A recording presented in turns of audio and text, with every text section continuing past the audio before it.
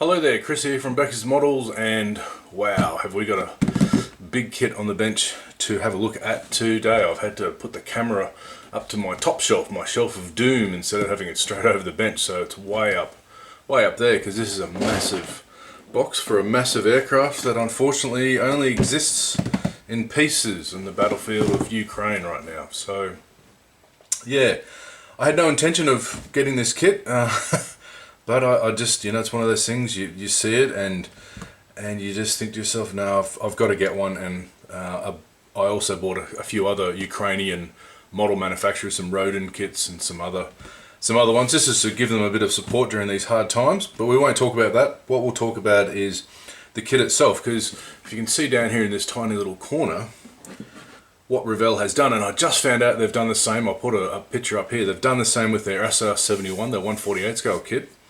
This is a simplified version of the full interior, the tilting nose, the 44,000 wheels down kit that you can get, which is a little bit more expensive than this, about 30% more expensive.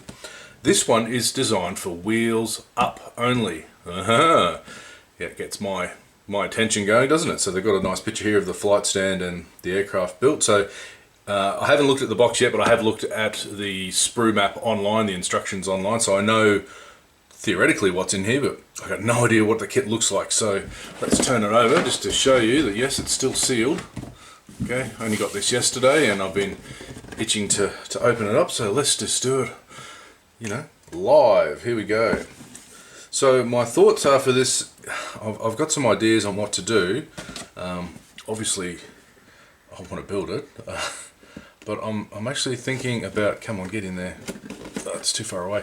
I'm actually thinking about building this and maybe putting it up for auction and donating the proceeds to the Red Cross or something like that. I don't know. I've got some ideas. Leave some thoughts below in the comments what you think would be a good idea. I mean, you know, I'd love to keep the kit, but you know, if I could sell it for a tidy sum and give those funds to where they should go, and the owner would, you know, who really loves this subject gets to have it, that's a win-win. Well, here we go. This is different from Revell. They don't normally put in protection. I've got one of their massive U-boats, which is one of their best kits that they've made, the 172nd Type 9, not the Type 7. And of course they transport it in a box, and the nose, which is pointy, snapped off because they don't provide enough protection. So this is a bit different. Oh, look at that. If I push down on that, the volume of the box almost halves. Alright, let's have a look. What have we got inside? Like I said, this is completely new to me. I've got no idea. We've got a big bunch of white plastic. Okay. That's the flight stand, obviously. That's okay. I've got an idea to modify the top, because I would really like to see this aircraft banking. We've got the clear sprue in a separate bag. It's not trumpeter style, but it's you know, in terms of putting foam on it, but you know, there it is. We've got, I thought that was wheels for a second there. I had a heart attack. No, that's the jet engine, the nozzles and stuff. There's a small cockpit here. There's actually quite a few really good, before the aircraft was sadly destroyed, there's quite a few reference photos online to find if you want to detail up the cockpit, although I don't think you'll see much in 1/44 scale. And then we get part of the good engineering in this kit. I think that's the bottom, I believe, and that can't be a wing. Maybe it's not, maybe it is. Oh, it is the wing, okay. Oh, there you go, it's not as big as I expected. Well, hang on. Famous last words. There you go, now you got to separate. I mean, I think it's 600mm, 2 feet. And here's the fuselage down the bottom, the last sprue. So there's not many sprues, which is good. Or it's already open, that's strange. Not bad.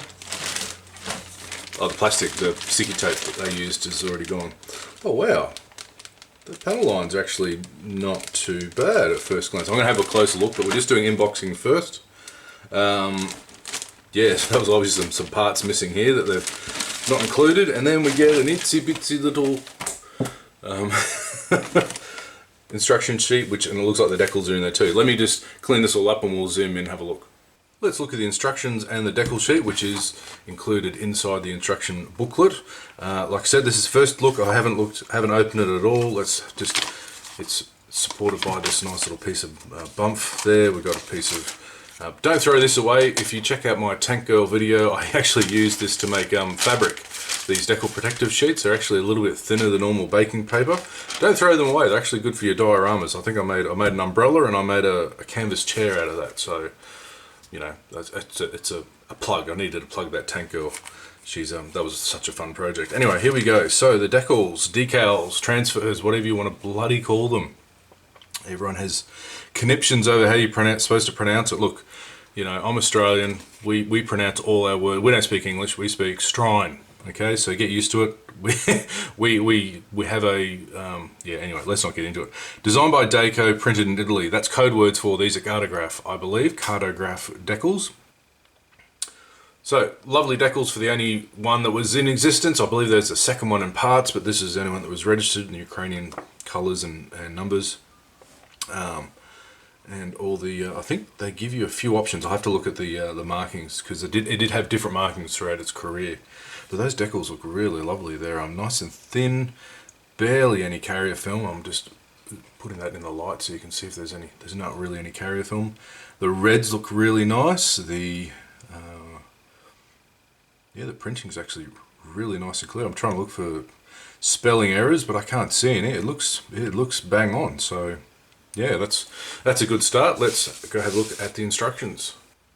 The instructions, it's the new standard of Revell instructions, which is a relatively glossy or semi-glossy A4 booklet, stapled together, nice colour, a nice finished model on the front there. Man, that looks good. What a beautiful aircraft. There's something about aircraft with the double tails. I love flying boats with this sort of empennage, the French term for the tail, the back end of that. I think that was particularly these two shoulder mounts here. That was for carrying the Soviet space shuttle, which was the original design to do that, just like the Boeing, was it the 747? That was modified in a similar way to carry the US space shuttle. Anyway, lovely design. Let's have a look at the instructions, because it's Revell of Germany. Point down to the screen where they can see Chris.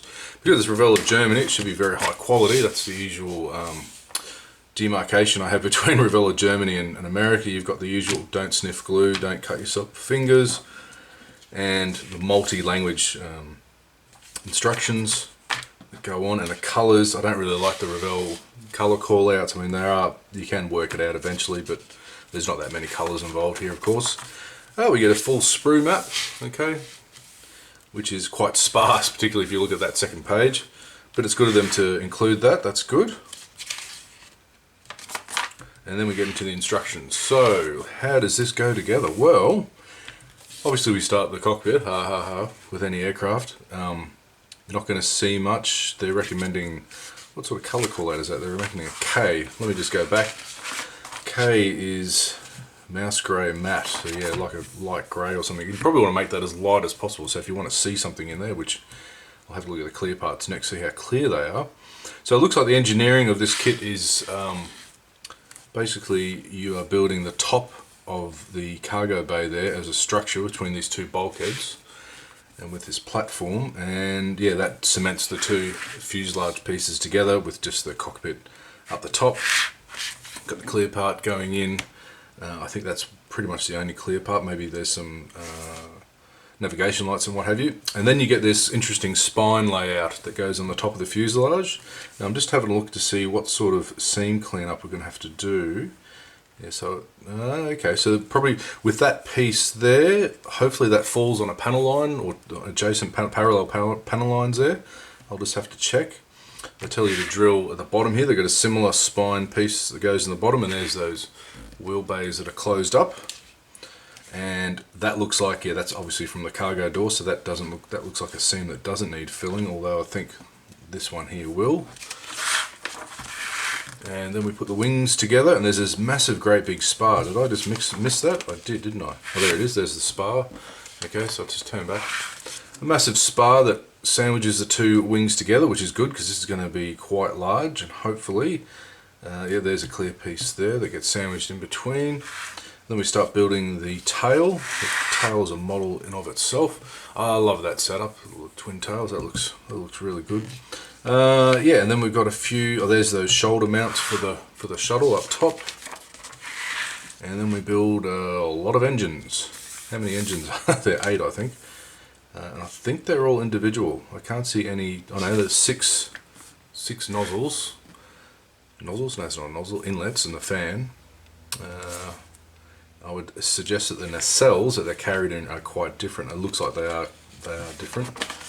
So we've got some of the fences on the, or the flap connectors I guess you could say, on the bottom of the wing, and they're all different, so we've got to be careful to keep them well separated.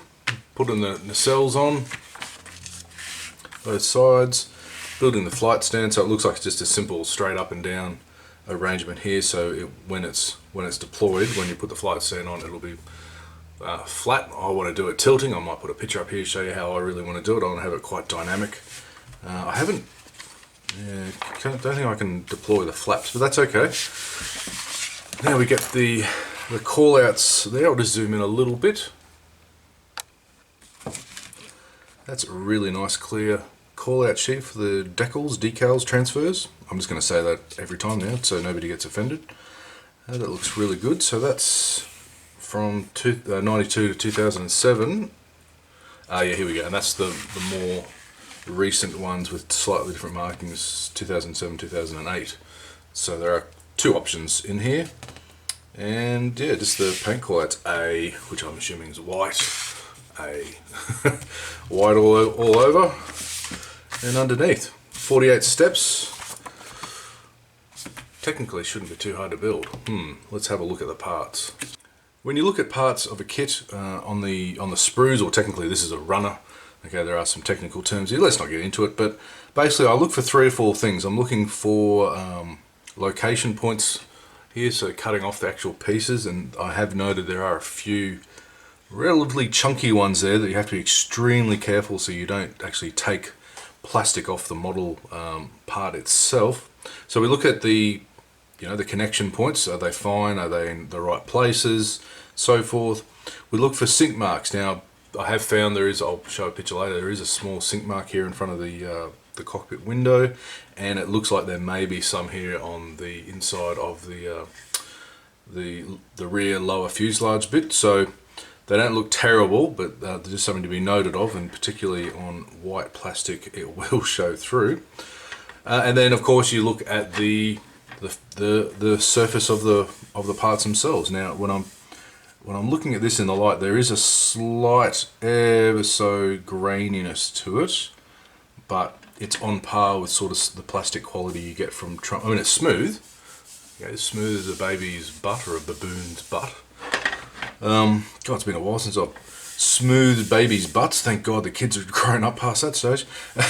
Anyway, and I've never touched a baboon butt, just put that on record. So yeah, so that's not a problem, because a 1 layer of primer will completely fill that, no problem whatsoever, because it's nice and smooth. It's just an artifact of how they polish the molds or whatever. Some companies take a lot of effort. Revell didn't take a lot of effort when they made their Razor Crest, but let's not get into that. And then the last thing you look at, of course, is the fineness of the parts. And I'm looking at the panel lines here, and they're overscale. I mean, it's 1/44. You can't really get too fine. I mean, we're not talking Bandai. Bandai do a bang-up job, but they're pretty good. And I would actually use these panel lines, because the whole aircraft's going to be white. If you do look at it in some light conditions, there is some stressed skin going on. Okay.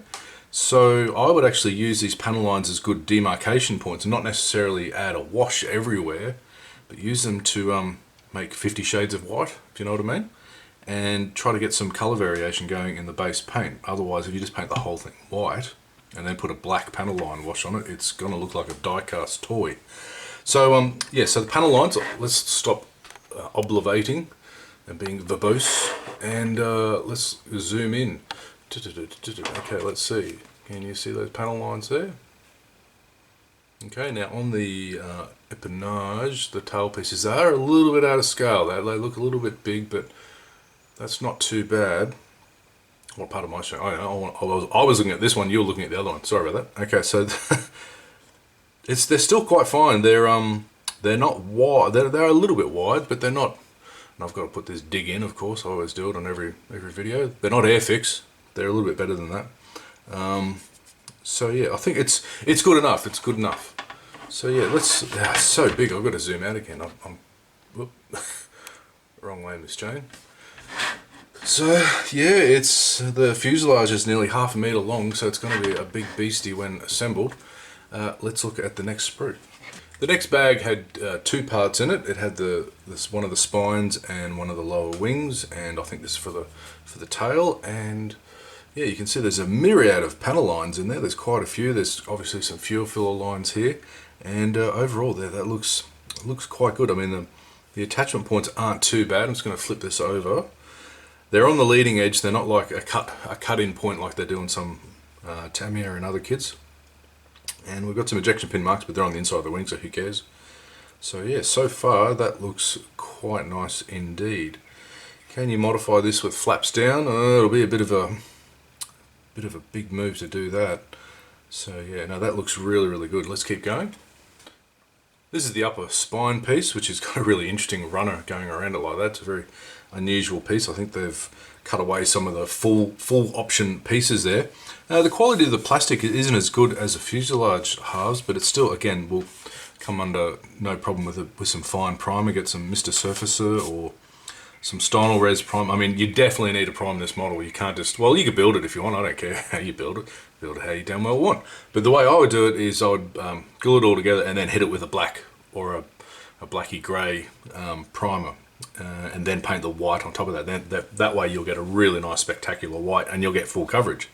So so putting down that primer will eliminate any of that sort of very mild graininess that you see there. But yeah, it's quite a tight, nicely moulded. I can't see any sink marks here. There's a little bit of flash just here on that edge, which this is standing on that edge, which is interesting. That's where they pulled it out of the mould. Yeah. Because there's no massive attachment points, there's less chance of a sink mark. We've got the Revell 2018 marking there. Again, not like the Razor Crest where it was on the outside, it's actually on the inside. Let's not talk about that. This is the other major sprue. You get 3 wings, or 3 wing halves I should say, and they're the same quality as the one wing, which is quite interesting, the layout they use. We've got a part broken off here from the attachment point, but it's still fine. Again, I can't see any. Let's have a look at the, oh, very nice, very smooth plastic on this one. So this mould's slightly better quality, the one they used. On the inside, because again there's no large attachment points, so there's no chance of sink marks. Some of the sprue attachments are a little bit chunky, but oh, there we go, it's come off on 2 pieces. So yeah, it should be fine though if you use a good quality sprue cutters or a saw.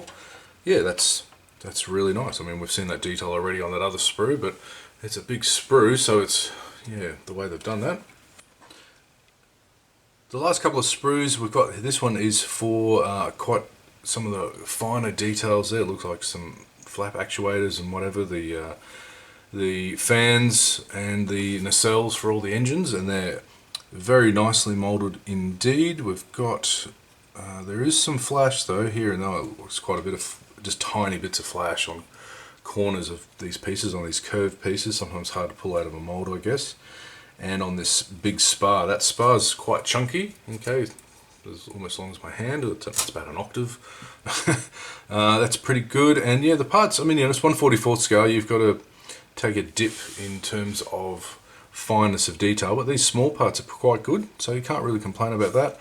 I'll just flip it over, and looking from this side again, there's some ejection pin marks in those nacelles though. I wonder right at the front there, but I think I'll have to check that later on. They're on every inside, obviously, because this is the inside of the mould where it gets pushed out. They do give you some recess bits to put in the fans and the nozzles. I've got to get the nomenclature right for that, because these are turbofans, aren't they, without afterburners, so I don't know how to explain them properly. I'll have to just check to see if they're hidden. I suspect they are, looking at the next sprue, which is just off to the left there. So this is the sausage dog sprue. Look how long it is, you know, going from left to right. Okay, so maybe you won't see the those ejection pin marks. It looks like this is the insert that goes inside those 6 engines. But yeah, it's just a case of all these actuators are different. These flap fences, I think they're called, and I think these are all the same. But yeah, they're quite good. I mean, you're not going to get a lot of depth here because of the scale with these fans, but no, it's quite good. I can't see any major problems. I'm just flipping over again. Looks really good. Yeah, ejection pin marks, but they're on pieces that you won't see. So that's fine, and no flash on this one, which is good. A few of these nubs you got to be careful taking off.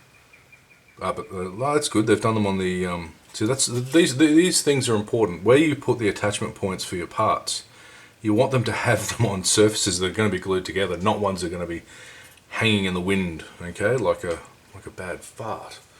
And a lot of manufacturers do that. They don't take the time to think, oh, where are we going to put the connector points? Kitty Hawk was notorious for that. They would just chuck it wherever they damn well wanted.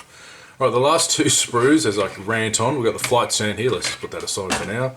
And we've got the lower spine with my favourite part of any model kit. If you check out my Talking Models piece I did on how all kits should be done this way. What am I talking about? Well, they're the wheel wells. See them? So this is a separate piece they've moulded, and that's how they should do kits. They should do it with the wheel wells closed up. Okay, and there's the points for the flight stand. So if you want wheels down, well, just cut this away. It's a straight cut. Okay, yeah, straight cut, and then you put your wheels on. But if you want a nice model like this in flight on a flight stand, and that's how they look the best, not on the ground, that's how it should be done. I will die on that hill, ladies and gentlemen. Anyway, here's the bulkheads for the internals, which you're never going to see, and there's that brace that goes down the the upper spine, I should say, and a few other internal pieces. All look good, all look great. Let's have a look for sink marks, however. Now here's a tip for you. I'm just going to zoom in. When you're looking or reviewing kits, you might find some strange discolorations going through here, and you think, oh, there's a massive sink mark. What it is, it's just where the plastic's been injected in, okay? And you get that sort of, it disappears under paint, you won't see it. And so that's what we're seeing there. We're just seeing a few discolorations of, yeah, you can see that there's a circle, semicircle there going in. They're not sink marks. I will have a closer look at that one I saw on the front of the cockpit, however.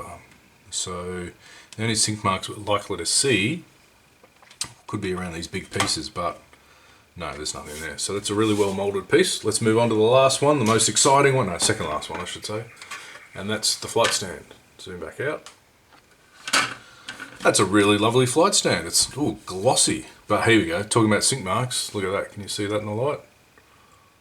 There's one running all the way across there. Yep, you can feel it. So it's a nice glossy flight stand with flash, sink mark, some massive attachment points, so you're going to have to cut this off nicely, fill in that sink mark. Can you see it there? I think I'm getting it in the light there on my task lamp. Just turn it over, and that's why, because it's got this bracing point here, so there's probably another one. Yeah, there is. Yep, you can just see it there, and is there another one there? No, that's the ejection pin mark. So you're going to have to cut this off, fill that in, and prime it, and then paint it, I think, like what they've done in gloss black or a matte black. No big deal, you know, it's less than an hour's work to fix that all out. There's a bit of burring on it. So this is not the best mold, Revell. You've sort of slapped this together. I mean, you've got this nice glossy finish, but yeah, you've got burring on the side here. There's flash all the way along here. There's sink marks on the vertical flight stand bits there. And yeah, that looks, I'm just going to turn this over again. Yeah, you're going to have to do a fair bit of filling and fart-assing around with this one. Excuse my cough. I need a drink of water. But yeah, okay. I'll give them that because, you know, I would wish that every kit has this in it. We've got the clear parts, and there's literally 3 clear parts plus a dog hair. Thanks, Penny.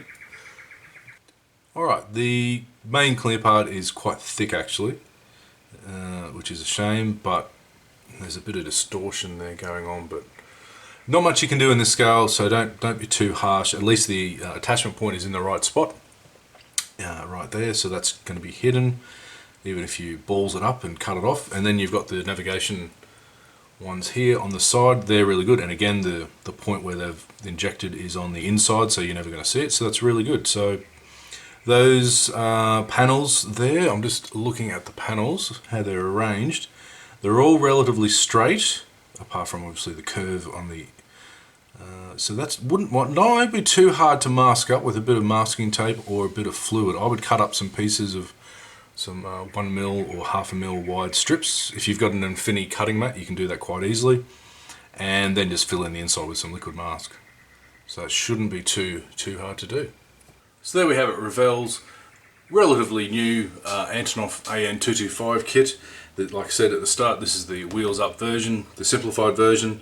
If you missed what I said there, the other version of the boxing of this kit, so you got to be careful. This is 4957. The other one, just check out Scale Mates, has an interior, has you know, the cargo bay. It has a nose that goes up. It has all the wheels and so forth. This is the simplified version, which I'm more suits me. Some people accuse me of not really being a modeler. I'm just a painter. I just want to get to this stage and paint the bloody thing. Why not? I don't care. I mean, I do like putting things together, and this looks like a good kit from, you know, first glance. But it's an inbox review. It's not a build review, so take that for what it is worth.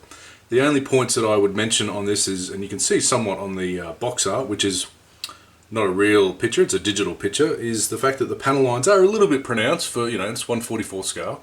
So I would suggest painting it in more than one shade of white would ameliorate those problems. You would get a bit more variation going on, a bit more liveliness going on with the paint job if you did that, instead of just adding washes everywhere and painting it just in one colour. The decals look fantastic. The new style Revell instruction sheets are great. The clear parts, what they are, there's only, you know, one really major clear part. Should be fairly easy to mask. I love the flight stand, even though the way they've moulded it is inferior to the rest of the kit. It's got sink marks, it's got flash, it's going to need some work. And anyway, you're going to paint it anyway, so you need to fill it and spray it matte black or something. Yeah, I'm really looking forward to building this. I've got so much on my plate at the moment, so I can't really stop and get into it. I'm sure there's lots of other builders out there who are going to do this while unfortunately that war is still happening, and unfortunately the demise of this aircraft that got destroyed at its airport base. But I've got some ideas on how I'm going to do this. I mean, you know, it's a 61 centimeter wingspan, it's 58 centimeters long. It's, you know, it's a bloody big bird to have in your display cabinet. And I've got a new cabinet I've just bought, haven't built it yet. It's 1200mm wide. That will fit this nicely, but my plans for this are I've got two plans, and I'll wrap it up there before I rabbit on too long. My plans are, I'm going to modify that flight base. I'll just put that back in picture so you can see it. Okay, I might make a new vertical element there, and because I want to have this banking, I want to have this flying on its side a little bit, so it's a little bit more dynamic. And by banking an aircraft and displaying it in flight, you save on display space. You save on display space. Say that 4 times fast. And so having it banking, it'll look a lot more dynamic, a lot more interesting instead of just flat in a flat pose like that. So that will not be too hard to do. I'm assuming I might just create a new vertical bit with a tilt at the end. And the other half of it, and that's something I would like to open up to you guys, to your ideas in it. I'm thinking about building this and then putting up for auction and putting the proceeds of that to the British Red Cross, who are helping the Ukrainian refugees over there. So that's my idea.